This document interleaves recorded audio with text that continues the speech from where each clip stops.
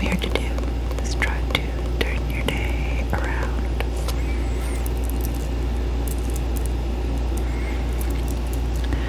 I apologize for there not having been a video for a little bit over a week. If you've been watching the last few videos that I made, you may have heard me make mention about a few dental issues that I've been having that were causing me some pain that resurfaced over the last week and a half. So I've been in a struggle. I have an appointment. Things are going to get better and fixed very, very soon. So I apologize for the absence there, and I appreciate all of the love and new subscriptions from the last video. Warms my heart. Love that you're liking what I'm doing, because that's the direction that I want to go in. So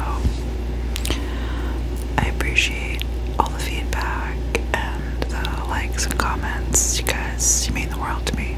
Thank you so much.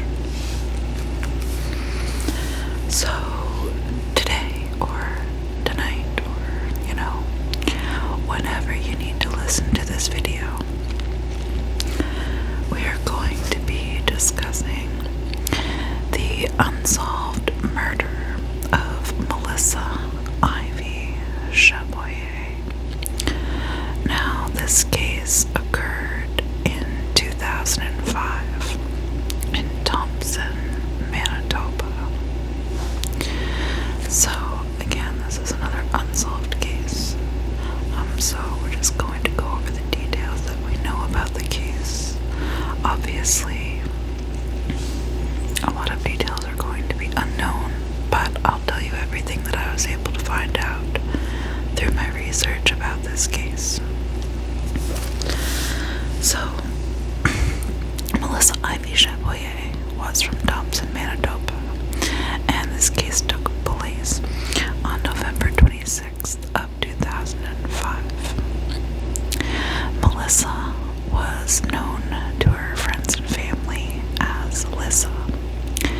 She loved family, and she really valued her family connections. From everything that I could find out about her as a person, family and caring for the ones you loved seemed to be the most important thing to her. At the time of her murder, Melissa was a 35-year-old single mother. She was a Métis woman and was a mother to her 17-year-old son. Let me just clarify, her 17-year-old son, Anthony. Although Anthony was her only biological child, Melissa would also be a very caring foster parent for 20 to 30, possibly even more children throughout the last decade of her life. She was very close with her mother and father, and she loved spending time with the whole family together at their cottage, and just anything that would involve the whole family coming together as a whole.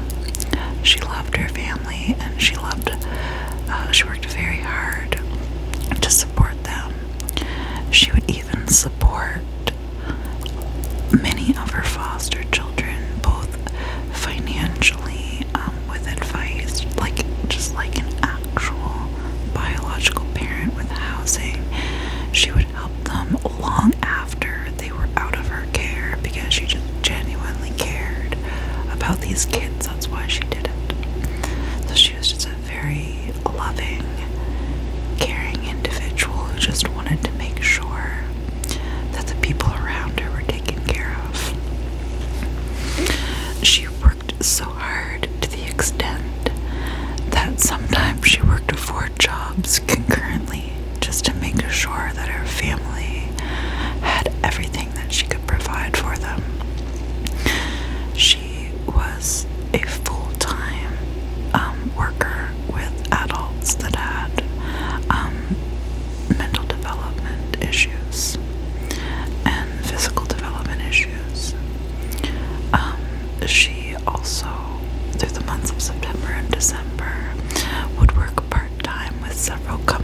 cities, including a cab company known as North Star Cabs.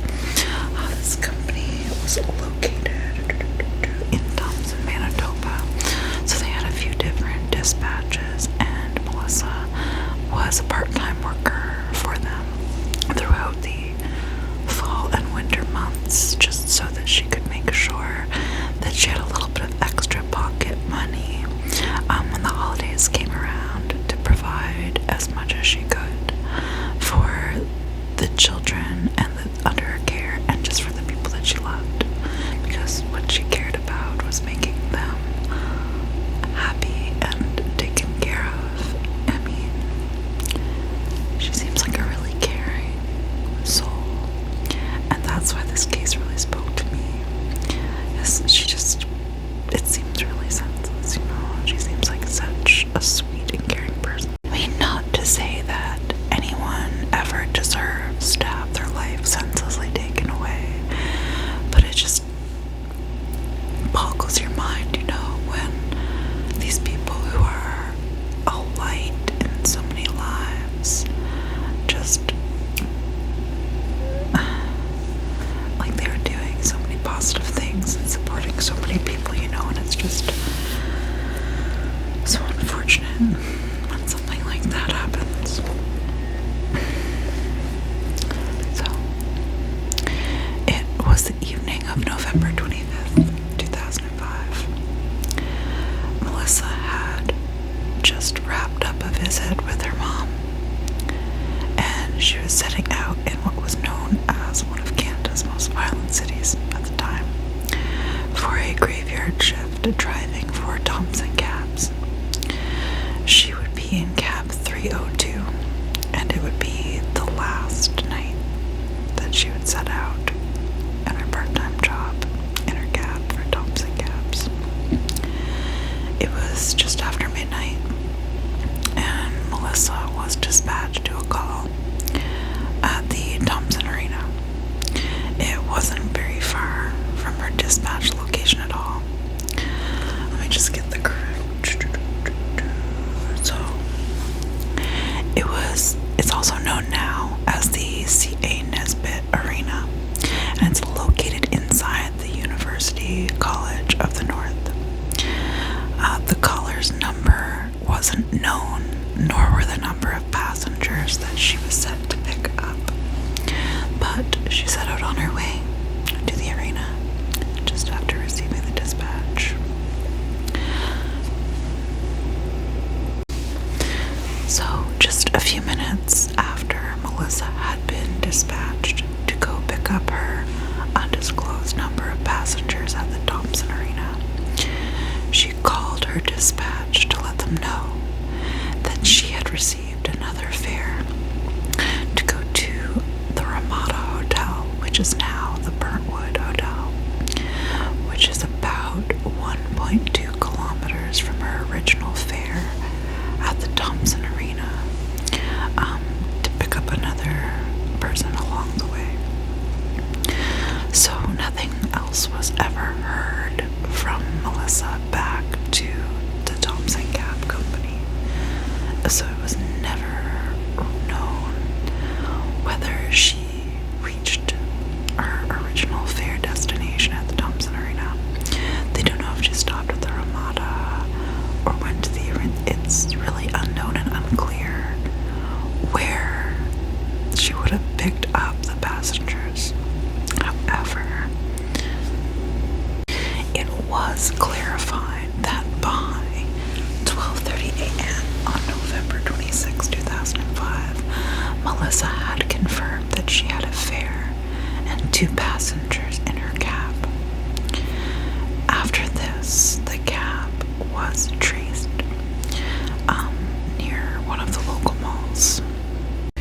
Her vehicle was tracked traveling east past what was then the Vantas Credit Union ATM, and traveling behind to the rear doors of what was the city center mall.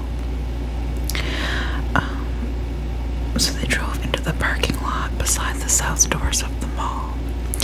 Now, what happened after that isn't known, but what we do know is that not long after whatever happened to Melissa happened, her cab was spotted by another cab driver in the area, actually just in the neighboring mall's parking lot. While her killers took off on foot and disappeared into a different area of Thompson, never to be seen again, there happened to be another taxi driver from a different taxi company just in the neighboring parking lot. So it was just before 1 a.m., so it was less than an hour in total before Melissa had set out on her shift that evening when she had been murdered, and then when she had been discovered by another cab driver.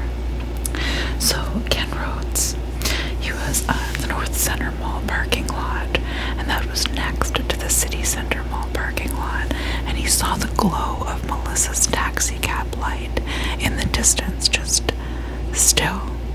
So after a period of time, he found this to, be pretty weird and decided that he would investigate it. So he drove up to the scene of Melissa's murder to find Melissa laying stabbed to death outside of her cab. She was lying on the ground outside of the mall in the wintertime, so it was cold. I'll insert a picture right now. So she met an awful end, unfortunately, but who or why is unknown. The only thing that people could really think was that it was the weekend. She had just started her shift. She may have had money on her or a high fare, and she may have been seen as an easy target for robbery. But that's really the only thing that people think could have happened, because she didn't have any ties to anything untoward or any criminal activities. She was very above board, taking care of the people around her. She was a kind soul who didn't, fall down into those depths of society and get involved with people who may cause her demise, if you know what I mean. So it was very confusing in that way. So the only motive that was really potentially mentioned was the motive of homicide or robbery, essentially, which is just despicable. I'm sorry, to take someone's life away just for money is so messed up. It's so messed up. Melissa also meant a lot to all of the people around her. On the day that she was murdered, her cab company, Thompson Cabs, that she worked for, shut down all of their branches, and they brought in all of their cabs to line the parking lot of the mall where she had been murdered to host a vigil in her honor, and in the hopes that information would be found in regards to her murder. Some local restaurants would donate some warm food and beverages. The cabs would stay running so that attendees of the vigil could warm themselves and rest inside the cabs should they need to from time to time. People were just deeply affected by this and wanted to come together to remember and celebrate and hope that there would be some resolution in Melissa's case. This is obviously a horrendous thing to happen to anyone that would be involved in your life, and it is a nice thought to believe that your community would band together to try and memorialize you. And I think that Melissa was probably the type of person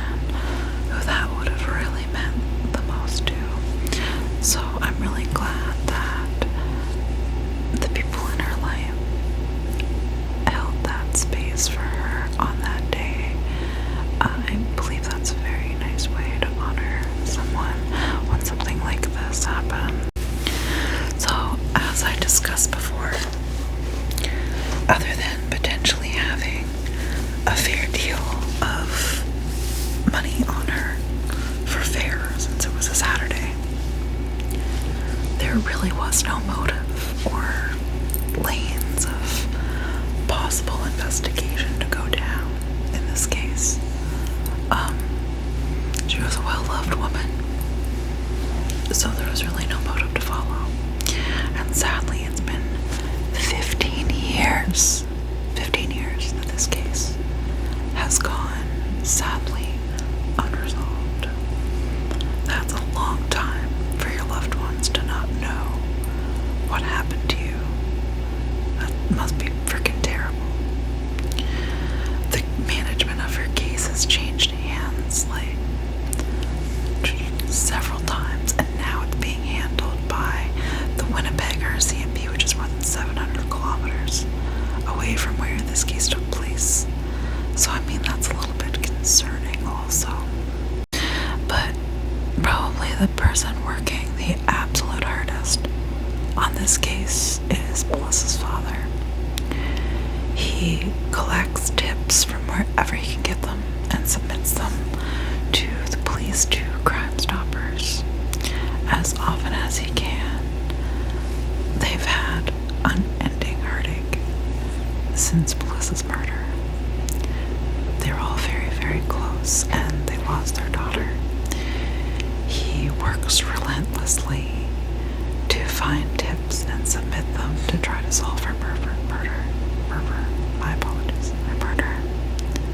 He believes that he failed her by not being able to protect her, and that's just heartbreaking.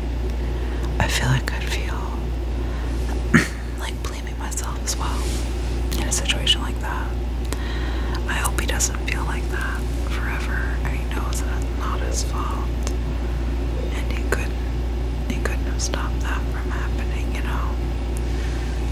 Sometimes you can't stop things like that, unfortunately, so I sincerely hope that he doesn't beat himself up about that forever and just keeps doing the best that he can to solve Melissa's case. While the case was never resolved, it is still open. If you or anyone you know who doesn't know anything about this case, there is still a $14,000 reward for any tips and information that could lead to the arrest of anyone involved with this case and Melissa Ivy Chaboyer's murder. I hope that someone out there knows something and that they come forward. Not that the whole world is going to see this video.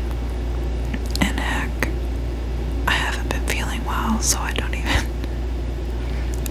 know if my sound quality is going to be great or anything for my voice, but hopefully it's okay.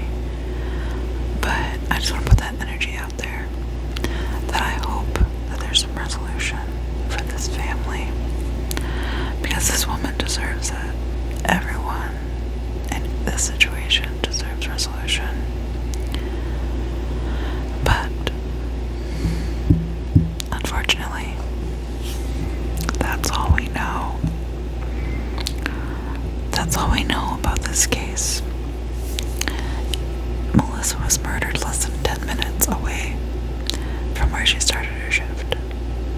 It happened in under an hour from when she started her shift.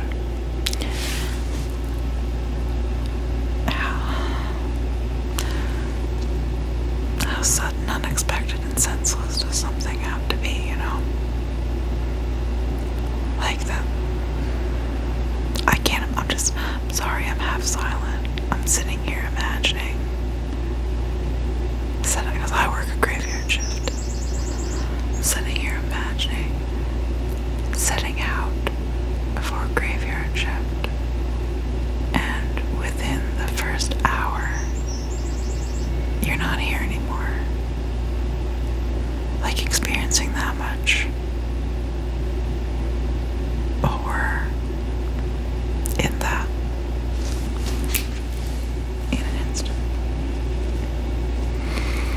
I feel for you. This one's gonna stick with me, I think. Just because there's something about her. There's something about it. Well, guys, that's all I have for this one. I wish I had more for you, more information, more anything, but there wasn't a lot for this one. Just a lot of heartache, a lot of senselessness. And I apologize for my absence, and I apologize for this being a shorter video, but my speaking area is still a bit sore. So I can't really elaborate and enunciate like I normally do, but in a few more days that should be not a problem anymore. If you've stayed to this point in the video, I freaking love you. I hope that you've enjoyed this video. I hope that you found it interesting or engaging or relaxing or something positive for you. And I hope that this gets the message about Melissa's case out and just lets people know about it, because it's been 15 years, you know. However, guys, that's gonna be all for this video for tonight. I hope that y'all have the sweetest dreams, and I hope to see you all here again next time.